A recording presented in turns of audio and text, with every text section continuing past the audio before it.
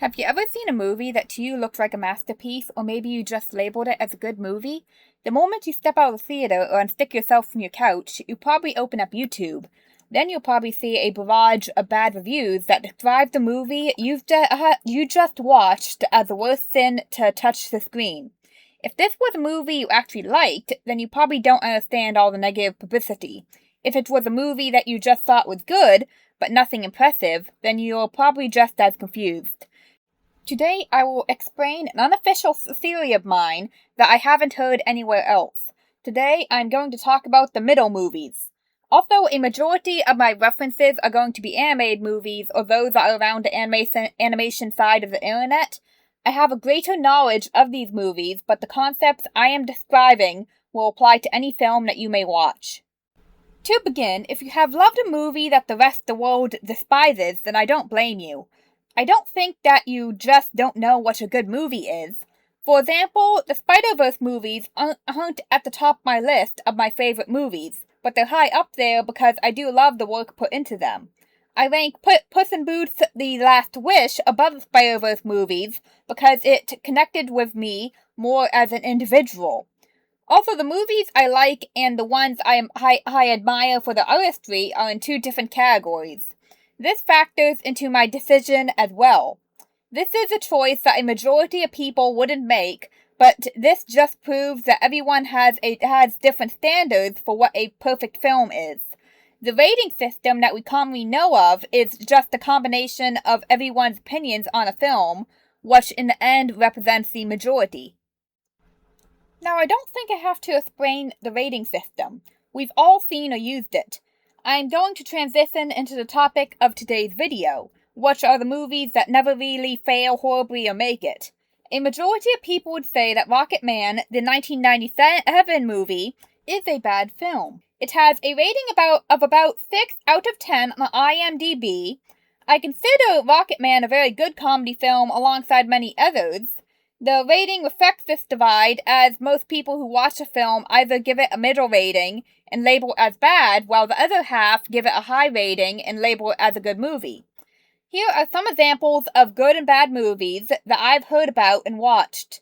Leave a comment down below if you've ever heard about these, but I'm pretty sure everyone has. But anyway, by rating standards, some great films are How to Train Your Dragon, Toy Story, and most movies made by Disney before the company went down the drain. These movies are commonly masterpieces and classics.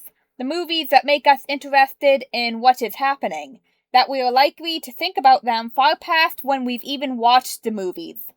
These are movies that will be remembered and circulated through families as Gen Z gets old and they show their grandchildren what the early 21st century was like. This might be a far reach, but I don't think Gen Z grandparents will show off Groundhog Dave to their grandkids, unless they want to get a laugh out of them. But back to this interesting valley of middle movies. They aren't exactly good or bad, just not likable. It is this failure to be liked that leads to these movies being the topic of film criticisms, where they are justly blasted for where they failed. Sometimes, though, films end up here that were liked and considered to be well made, depending on how you look at them. I should give some examples of these middle movies that never really worked.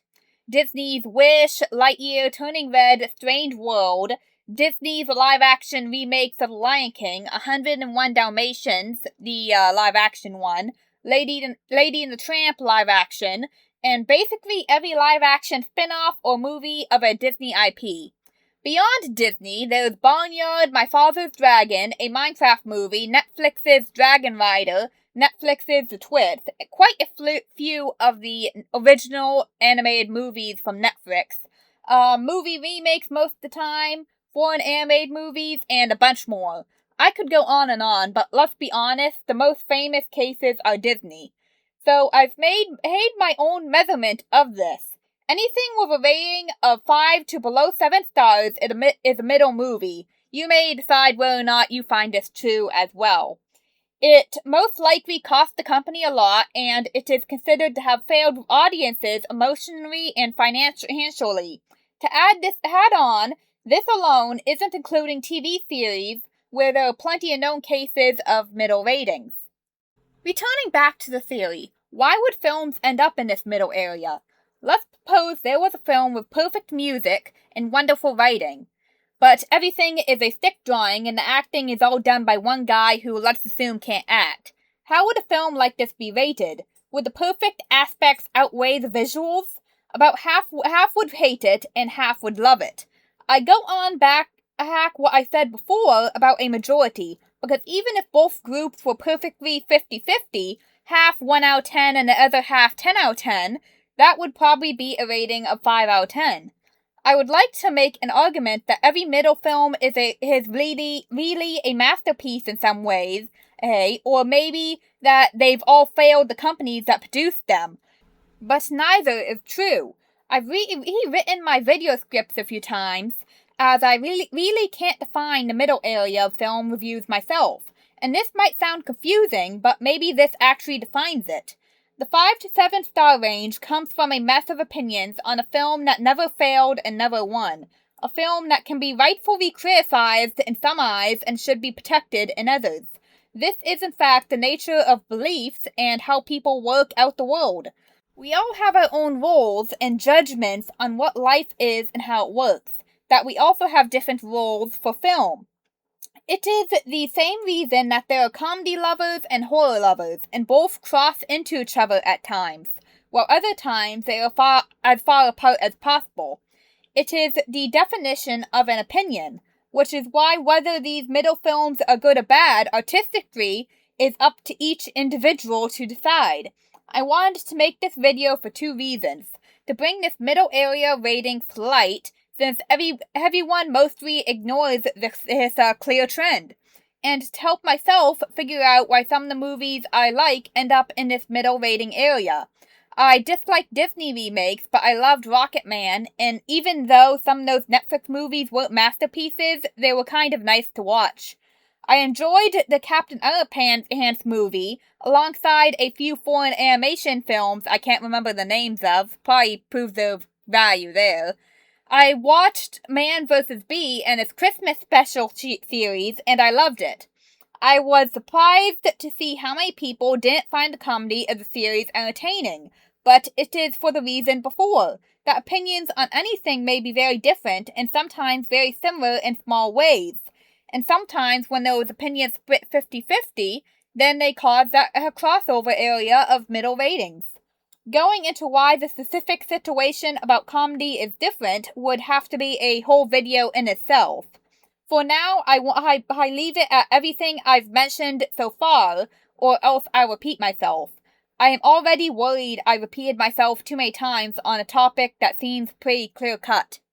There is one last thing I must talk about though, and that is why I think it is important to be aware of films that end up in the 5 to 7 star range.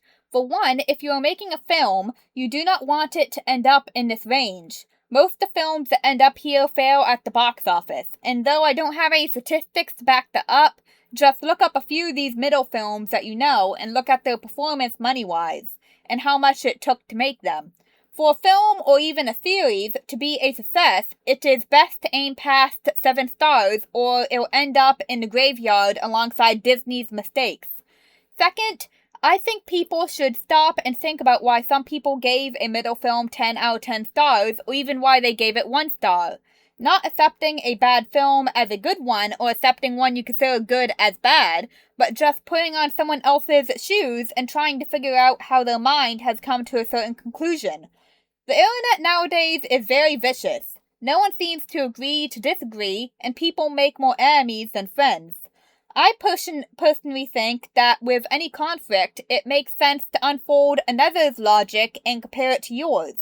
So it makes sense that where the ratings divide between people who love something and hate it, that the same logic should be used.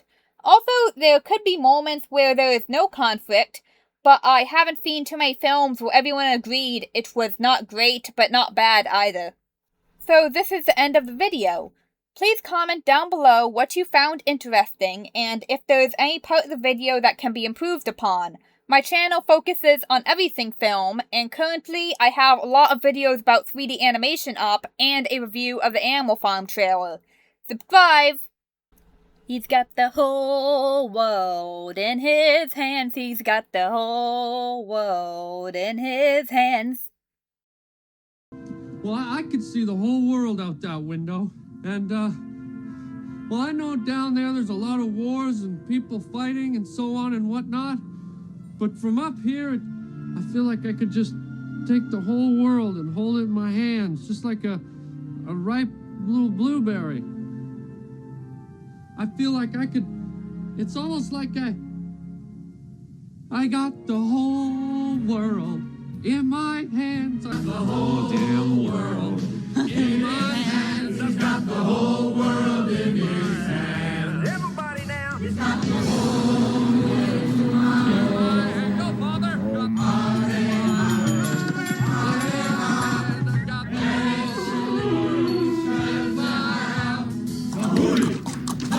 hands. And now the Chinese. Come on, all you Chinese.